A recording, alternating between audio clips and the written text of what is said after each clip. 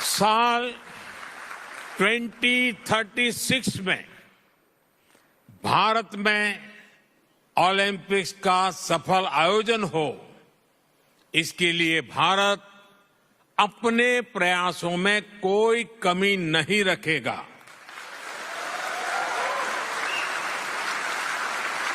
ये 140 करोड़ भारतीयों का बरसों पुराना सपना है। भारत अपनी धरती पर ओलंपिक्स का आयोजन करने के लिए बहुत उत्साहित है। 2036 में ओलंपिक्स की मेजबानी के लिए भारत ने अपनी दावेदारी पेश की है। इसी की कवायद, इसी की भूमिका काफी समय से, लंबे समय से चल रही थी। हम बात कर रहे हैं ओलंपिक्स गेम्स की। 2036 के अंदर इंडिया करवाने जा रहा है ओलंपिक्स गेम्स, जिसमें 206 नेशंस आएगी। कितना बड़ा इंफ्रास्ट्रक्चर इंडिया में जो है बनाया जाएगा, उस पर काम किया जाएगा। क्या कहेंगे इस हवाले से? नहीं, उधर क्यों करना, पाकिस्तान में करें ना। क्या बात कर रहे हैं? हाँ, तो और क्या है, वो पैसा कमा सकते हैं, पाकिस्तान नहीं कमा सकता। तो पाकिस्तान इतना बड़ा, पाकिस्तान में तो एशिया कप खेलने कोई नहीं आया, आप ओलंपिक्स की बात कर रहे हैं। तो बनाए ना, कुछ करें ना सीन। इस तरह तो नहीं ना होगा, ये दूसरे मुल्क पैसा कमाए जा रहे हैं। ये तो कोई भी मुल्क जब ये कहता है कि हम करवाएंगे, तो वो ये कहता है कि मैं आ गया हूं, नाउ आई एम हेयर, मैं अब इस काबिल हूं, मैं इतना बड़ा कंट्री हूं, मैं ये करवा सकता हूं। दुनिया को वो दिखाना चाहता है, और इस वक्त ये चीज दुनिया को सबसे ज्यादा भारत दिखा सकता है। मैं कहता हूं जो मुल्क 2023 में पूरे वर्ल्ड कप को होस्ट कर सकता है ना, उसके लिए फर्स्ट टाइम हुआ है। और 2036 तो बहुत आगे चला गया। आपने शायद बहुत आगे बता दिया। जो अगले 5 सालों के अंदर वो पूरे एशियन गेम्स को होस्ट कर सकता है। इंडिया की ये वर्थ हो चुकी हुई है। इंडिया के सामने उसके कुछ राइवल्स भी हैं ओलंपिक्स करवाने के लिए, और वो हैं, कंपेटिटर्स में शामिल हैं इंडोनेशिया और कतर। सऊदी अरेबिया की बात भी की जा रही है, लेकिन जो 3 बड़े नाम इस वक्त सामने आ रहे हैं वो इंडिया, इंडोनेशिया और कतर। क्या भारत के लिए ये आसान है, और इसके लिए तैयारी क्या हो रही है? दोस्तों, भारत ने फिलहाल जो 2036 ओलंपिक्स है उसके लिए बिडिंग कर दी है, और इसका मेजर जो मकसद है, that is strengthening global image. मेरा ख्याल है कि चाइना के बाद, चाइना तो साउथ एशिया का हिस्सा नहीं है, लेकिन चाइना जो कि हमारा नेबरिंग कंट्री है, उसके अलावा मेरा ख्याल है इंडिया ही वाहिद कंट्री है जो ये कर सकता है, जिसने letter of intent international olympic committee को लिखा। तो ब्राजील ने करवाए हैं 2016 में। ब्राजील आप जानते हैं कि उसके पास कितना है और वो कितना खर्च किया। उसने $13 बिलियन जो हैं वो स्पेंड किए। लेकिन जो 2006 में बीजिंग ने करवाए, उसके ऊपर उसने $50 बिलियन कॉस्ट आई उसकी, स्पेंड किया। अब 2008 और 2036 में बड़ा फर्क है। तो अगर बीजिंग 2008 में $50 बिलियन स्पेंड करता है, तो ऑब्वियसली इंडिया 2036 में $100 बिलियन तो स्पेंड करेगा। जो कंट्रीज हैं वो ऐसा क्यों चाहते हैं कि जब इतना ज़्यादा अगर स्पेंड करना पड़ता है, इतना पैसा लगता है, तो कंट्रीज ऐसा क्यों चाहते हैं कि वो ओलंपिक्स करवाएं? देखें, इस वक्त कंट्रीज मरे जा रहे हैं और बिड लगा रहे हैं, कह रहे हैं कि नहीं हम करवाएंगे। इंडोनेशिया है, टर्की है, और भी कई कंट्रीज जो हैं। टर्की है, हाँ एग्जैक्टली, टर्की भी इस लाइन में खड़ा है। तो वो इसलिए चाहते हैं कि जिस कंट्री में ओलंपिक्स पहुंचते हैं उनकी इकोनॉमी डबल से ट्रिपल बूस्ट होती है। यानी अगर आप $50 बिलियन स्पेंड कर रहे हैं, तो आप समझ लें कि इससे आपको बहुत गुना ज़्यादा वापस आएगा। अच्छा, इसमें क्या है? इसमें यह है कि आपके कंट्री में टूरिज़्म बहुत ज़्यादा आता है उस वक्त।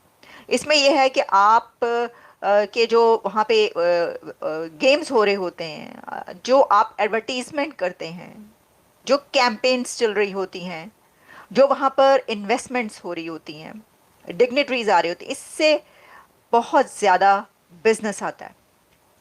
तो इस वजह से कंट्रीज इतना स्पेंड करने के बावजूद कहते हैं कि हम करवाना चाहते हैं। तो दुनिया की सबसे बड़ी पॉपुलेशन अगर ओलंपिक्स का बिड नहीं कर सकती, 5वीं बड़ी इकोनॉमी ओलंपिक्स के लिए बिड नहीं कर सकती, तो कौन करेगा? दसो मैनू, कौन करेगा? और ओलंपिक्स में बिड, अगर देखें ना, दुनिया की चंद बड़ी जो पहले की 1 2 3 4 5 इकोनॉमीज हैं, वही बिड करेंगी ना ऐसे इवेंट्स के लिए। उनका तो बनता ही बनता है, उनको तो करना चाहिए। बाकी जो कंट्री समझते हैं ओके वो भी करें, लेकिन भारत अगर बिड नहीं करेगा तो कौन करेगा? क्योंकि इस वक्त भारत जो है मोस्ट पॉपुलेटेड, सबसे बड़ी आबादी वाला मुल्क, 5वीं बड़ी इकोनॉमी, इतना जो है इस वक्त वो बूम पर है।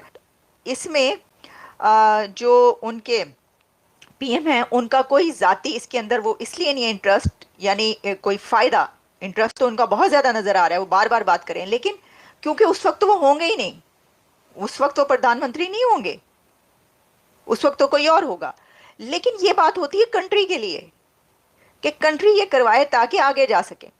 तो ये भारत ये बताना चाहता है कि मैं आ गया हूं, अब मैं यहां पर हूं, नाउ आई एम हेयर, ये मेरी जगह है और इस जगह मैं उस जगह पर हूं जहां पर मैं ओलंपिक्स करवा सकता हूं, दुनिया का सबसे बड़ा इवेंट।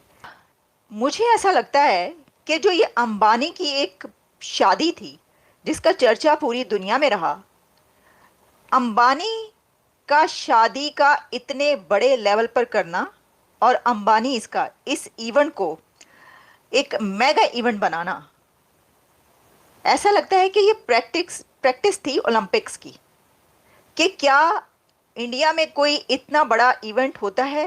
देखिए ना, अंबानी की शादी में हमने देखा कि दुनिया के बड़े से बड़े सेलिब्रिटी को बुलाया गया, बड़े से इवेंट जो रखे गए वो बहुत ज़्यादा रखे गए, और सिर्फ हमने ये देखा कि जो मुल्क के अंदर, कंट्री के अंदर, वहाँ पर भारत में हुई शादी, उसमें उन्होंने कैसे वेन्यूज़ को जो है सजाया और क्या क्या कुछ किया, पूरे इंडिया में उसका चर्चा रहा और वो सारी जो एक प्रैक्टिस होती रही।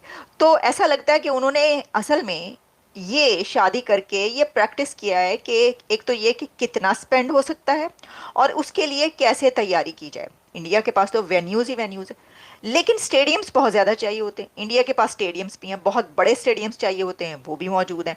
और साथ ही इंडिया का जो इंफ्रास्ट्रक्चर इतनी तेज़ी से डेवलप हो रहा है और हमें उसकी बहुत ज़्यादा खबरें मिलती हैं, तो उसकी भी एक बड़ी वजह यही है कि उसके लिए जो ये है जो तैयारी हो रही है वो इसीलिए हो रही है कि स्टेडियम्स बनाए जा रहे हैं, इंफ्रास्ट्रक्चर डेवलप किया जा रहा है, रोड्स बनाई जा रही हैं, रेल्स बनाए जा रहे हैं, जो एयर ट्रैवल है उसके लिए जो है हम देखते हैं डेवलपमेंट्स हो रही हैं बहुत। ये ओलंपिक्स गेम अगर इंडिया में होता है 2036 में, हाँ। तो ये इंडिया की इकोनॉमी के लिए बहुत ही अच्छा मंच साबित हो सकता है।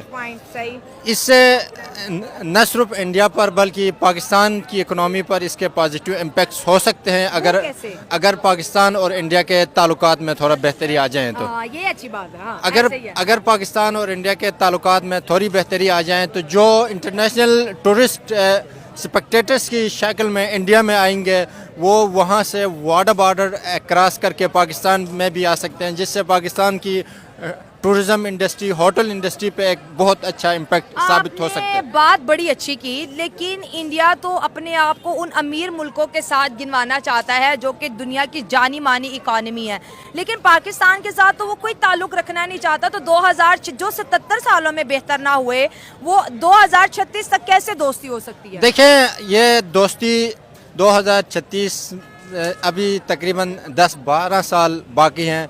अगर दोस्ती करना चाहें तो ये 1 साल में भी दोस्ती हो सकती है। अगर हमारे यहाँ पर अगर पॉलिटिकल स्टेबिलिटी आए, कोई ऐसा पॉलिटिशियन आए वो ये समझ सकें कि पाकिस्तान की इकोनॉमी ही पाकिस्तान का मुस्तकबिल है।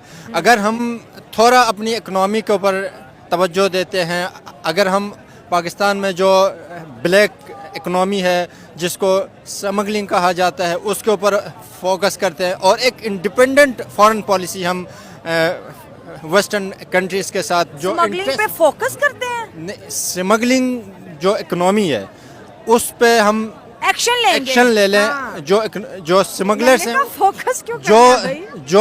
जो स्मगलर्स हैं उसको, मतलब आप कह रहे हैं कि बैड चीजों को हटाओ और गुड चीजों को पाकिस्तान में इंट्रोड्यूस करो। लेकिन मेरी बात सुन लें, जब भी यहाँ पे तो कोई क्रिकेट खेलने नहीं आता, एशिया कप था इंडिया नहीं आया, बाकी जो है टूरिस्ट नहीं आते कि भाई पाकिस्तान में तो कभी भी कहीं भी कुछ भी फट जाता है। तो ये जो एक डर है पूरी दुनिया के अंदर पाकिस्तान को लेके, ये तो बढ़ते ही चला जा रहा है। और दूसरी तरफ जो एक्सट्रीमिस्ट लोग हैं बजाय कम होने के, हर गुजरते दिन के साथ साथ ये भी बढ़ते चले जाते हैं। और हमारी सबसे बड़ी बदबख्ती ये है कि फिर वो जो अपनी ये जो नेगेटिव थॉट्स होती हैं वो थ्रू कैमरा, थ्रू अपने चैनल्स पूरी दुनिया को पहुंचाते हैं और फिर लोग हम पे टैग लगाते हैं कि भाई इनके साथ दोस्ती नहीं करनी। देखें, आपने जो पॉइंट बात की, इसके कहीं जो है वजूहात हैं। हाँ। इसके 10-12 से भी ऊपर जो वजूहात हैं। खैर, मैं एक एक वजूहात पर मैं जाना ना चाहूँ। हाँ, शॉर्ट बात ताकि हम ज्यादा लोगों को ले सकते साथ हैं। जो सबसे बड़ी जो पाकिस्तान में एक्सट्रीमिज्म की बात की, आपने इकोनॉमी की बात की, उसकी एक ही वजह है हमारी जो फॉरेन पॉलिसी है वो इंडिपेंडेंट नहीं रही। और साहब मौलाना भी बहुत ज्यादा हो गया।